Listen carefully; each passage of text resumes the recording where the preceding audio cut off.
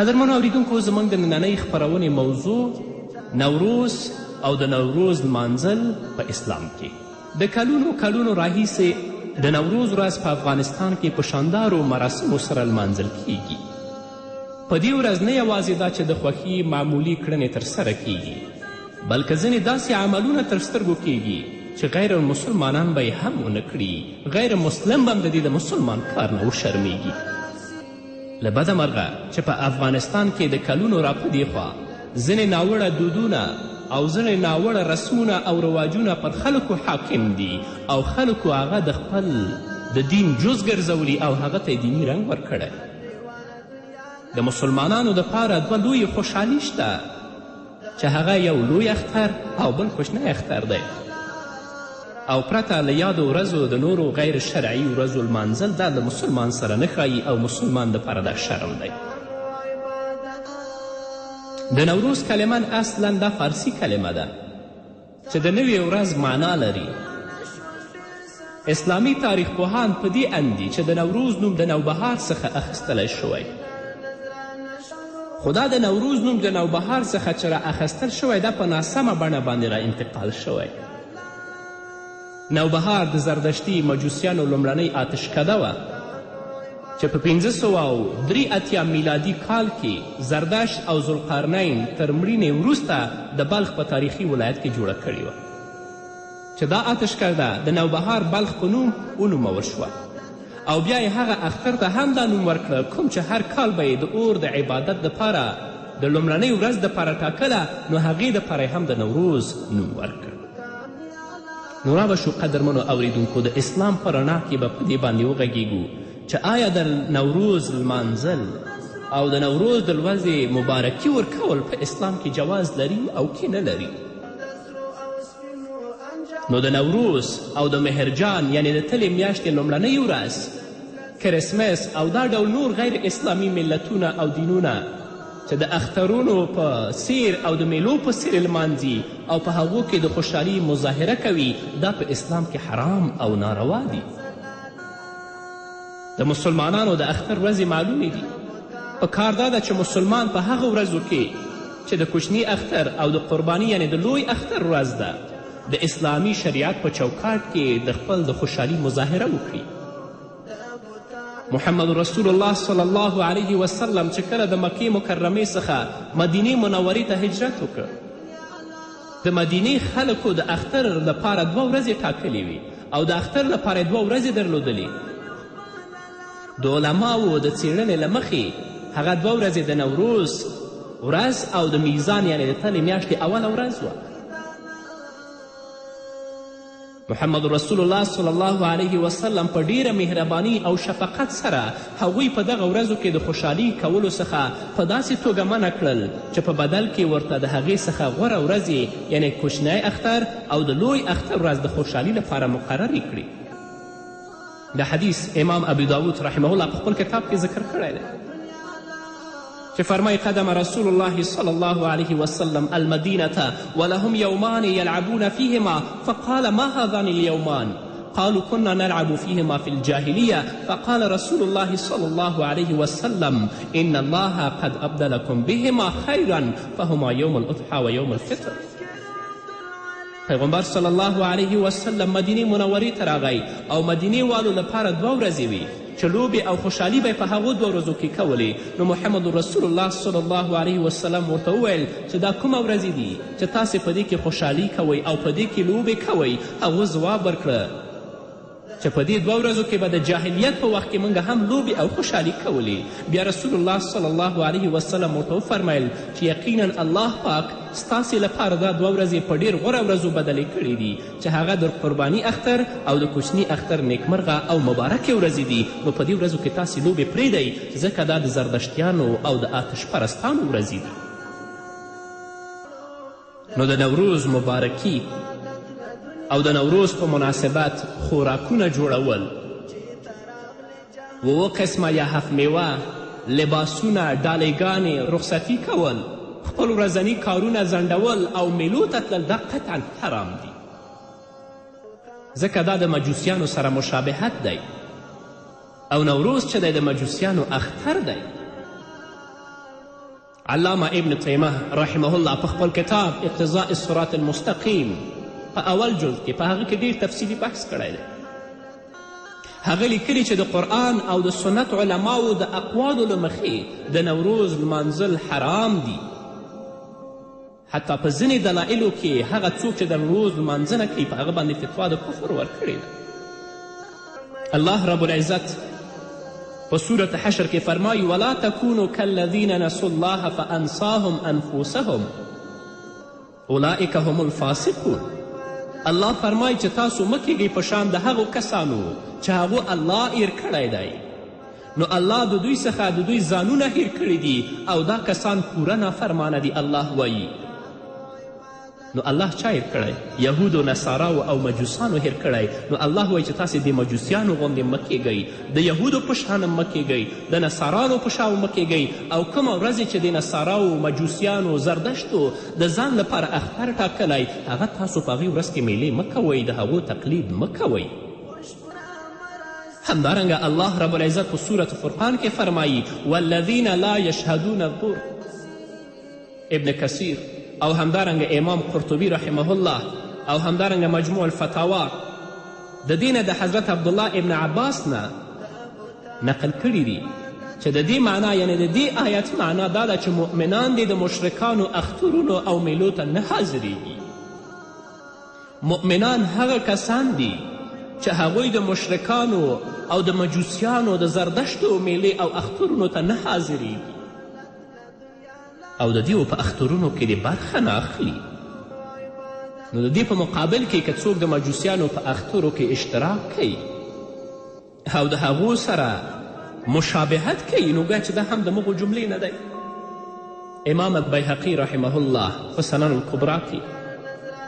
لیکلی دی چې حضرت عمر فاروق رضی الله تعالی عنه فرمایي د مشرکانو عبادت خانو ته د اخترونو په ورځ کې مه ورځئ، ځکه په دوی د الله رب العزت غضب نازلیږي. دا د ورتلو حال دی. هغه څوک چې دا ورځې لمانځي د هغو به څه حال وي؟ ځینې خلک د الله په وحدانیت معتقد هم دي،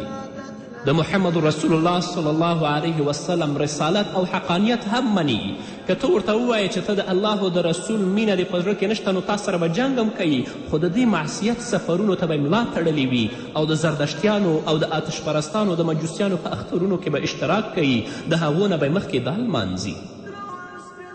همدارنګه امام بیهقي رحمه الله روایت کړی چې امیر المؤمنین حضرت عمر فاروق رضی الله تعالی عنه به ویل چې د الله د دښمنانو څخه ځان وساتئ، د دوی په اخترونو او میلو کې ګډون مه کوئ، او هر هغه شخص چې ژوند یې غوره کړی د مشرکانو په وطن کې او د دوی نوروز او مهرجان لمانځي او د دوی سره مشابهت کوي او په همدغه ژوند کې مړ شو، نو د قیامت په ورځ به د مشرکانو سره الله دا راپورته کوي. څوک چې د مجوسیانو ورځې لمانځي، د آتش پرستو ورځې لمانځي او د هغو سره په دې مجالسو او په دې لمانځنه کې اشتراک کوي او که دا مړ شه، نو د قیامت په ورځ به الله د دغو په صف کې د حشر کوي. همدارنګه حضرت علی کرم الله وجهه څخه روایت دی چې هغه ته د نوروز په ورځ ډالۍ وړاندې شوه، چا تحفه ورکړه. نو حضرت علی کرم الله وجهه هغه منع کړه او داسې ویل چې خپل کارونه او اسلامي عادات جاری ساتئ، هره ورځ نوروز دی. د دې حدیث راوی ابو اسامه فرمایي چې حضرت علی کرم الله وجهه د نوروز نوم هم بد وګڼلو، چا چې ورته نوروز وویلې هغه یې هم بد وګڼلو چې دا نوم نوی ایجاد شوی دی. نو تاسې د نوروز په ورځ چاته ډالۍ مه ورکوئ،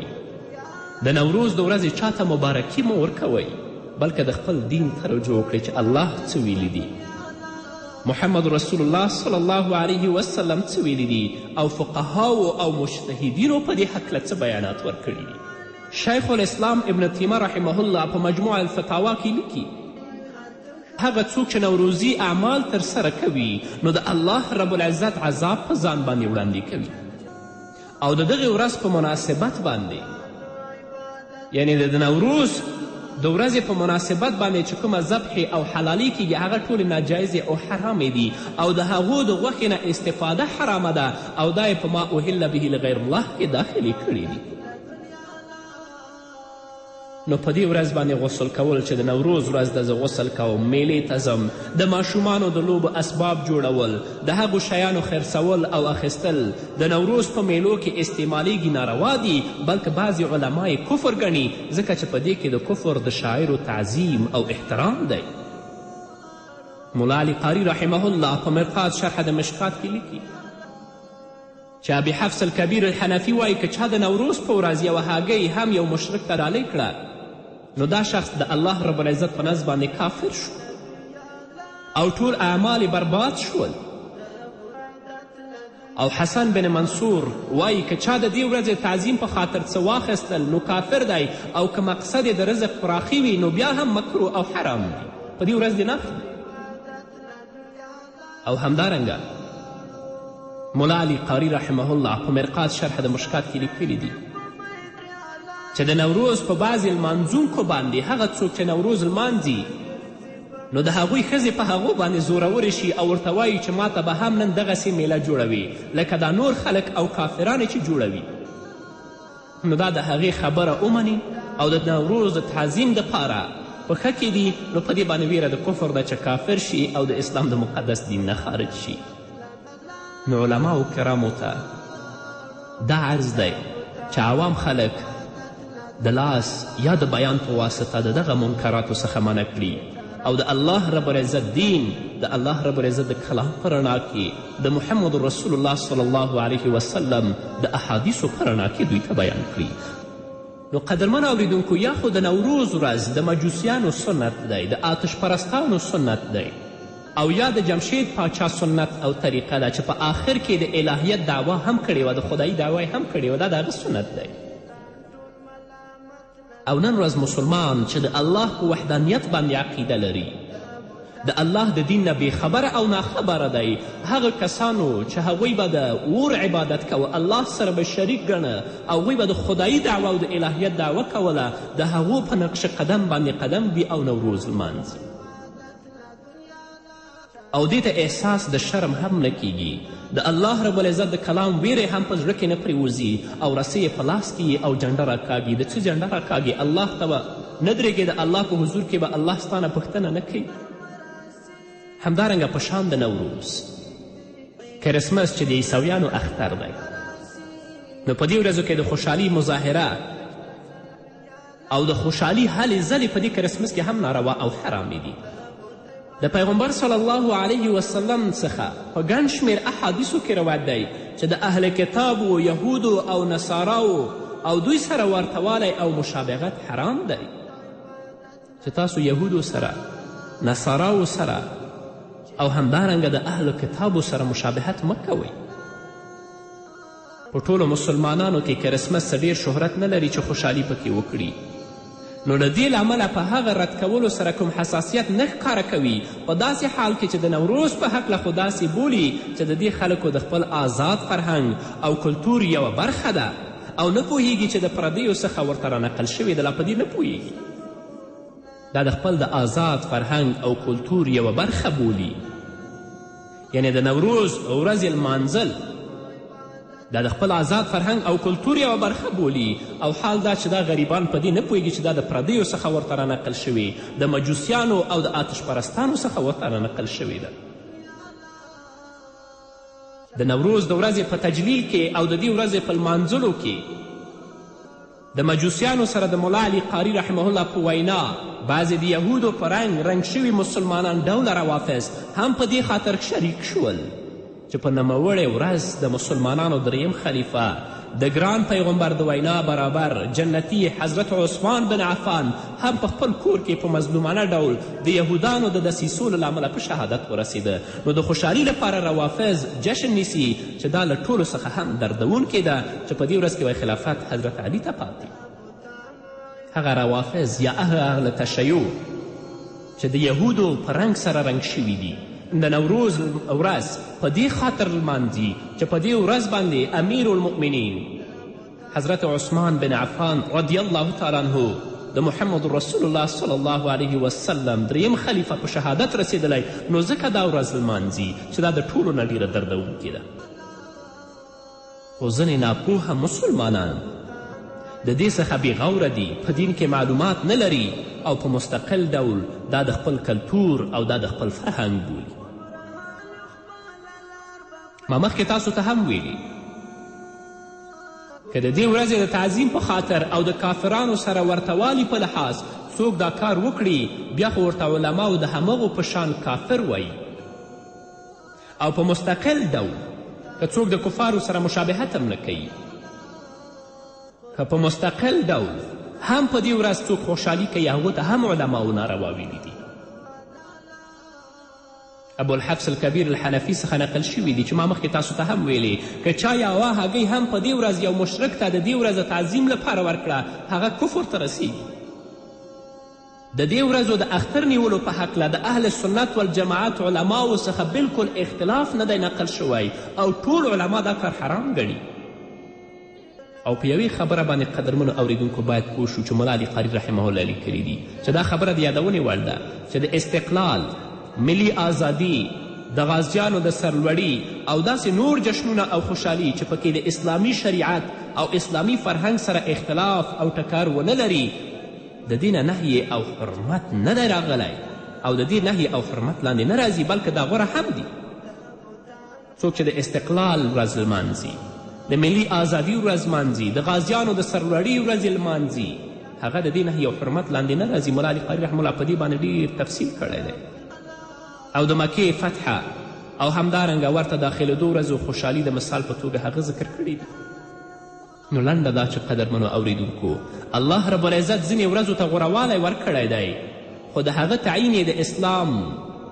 د ستر لاهوت محمد رسول الله صلی الله علیه وسلم په واسطه کړی دی او د اخترونو حدود او اختر نیولو لپاره قوانین او ضوابط پرېښي دي.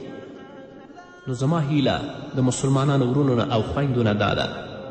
چې دا خرافات او دا بدعات په دې ټولنه کې را اجدیبات د دې مخنیوی وشي او الله رب العزت دې په موږ رحم وکړي. مخکې ما تاسو ته ویلي څوک دا ورځ لمانځي او په هغه ورځ باندې دا په هغه حالت کې مړ شي الله رب العزت به د مغو په صف کې حشر کوي او دې لپاره چې سفرونه کوي ډېر لرې له ولایتونو نه مزار ته ځي هلته جنډه پورته کوي او د نوروز د جشن لمانځنې لپاره ځي که په دې لاره کې دا مړ شي نو الله رب العزت به د مغو په صف کې حشر کوي. دا د معصیت سفر دی. نو دا قسمه خوراکونه یا 8 قسمه میوې جوړول یا ځانګړې جامې اغوستل یا هغه چا چې کوژدنې کړې وي د هغو کور ته نوروزي وروړل دا ټول په اسلام کې ناروا او حرام دي. حتی د دې مبارکي ویل او په دې ورځ باندې نوې جامې اغوستل. الله رب العزت دې موږ ته توفیق راکړي چې د رسول الله صلی الله علیه وسلم د ویناو مطابق د خپل ژوند تیر کړو چې په دنیا کې هم عزت او په آخرت کې هم عزت الله زموږ برخه کړي. قدرمنو اورېدونکو دا به زموږ نننۍ خپرونه چې ستاسو درانه حضور ته وړاندې کړه. تر بلې خپرونې پورې چې زه بیا هم ستاسو درانه حضور ته راځم تاسو ټول په پاک رب سپارم.